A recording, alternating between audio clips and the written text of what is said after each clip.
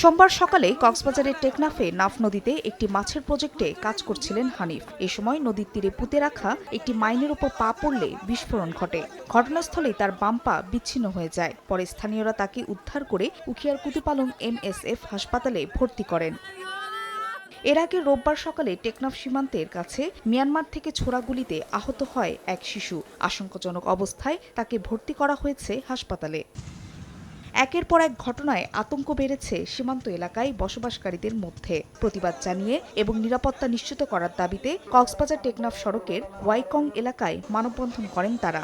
সবাই আতঙ্কের মধ্যে আছি। আমাদের দেশে গুলি আসা পড়তেছে, এটা তো কোনো আমাদের সমস্যা না। এটা আমরা সুষ্ঠু একটা বিচার চাই। সীমান্ত এলাকা আসলে এখন অরক্ষিত।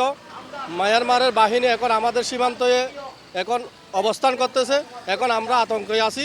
অনেক সন্ত্রাসী বিদ্রোহী গ্রুপ এখানে ধরা খাইছে, কিন্তু এদের হাতে তো অস্ত্র ছিল।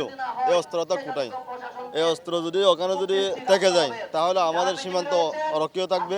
মিয়ানমারের সংঘাতময় পরিস্থিতির মধ্যে সীমান্তে নিরাপত্তা জোরদারের পাশাপাশি বিজিবির অভিযানে 2 দিনে আটক করা হয়েছে রোহিঙ্গা সশস্ত্র গোষ্ঠীর 57 জনকে। সময় সংবাদ, কক্সবাজার।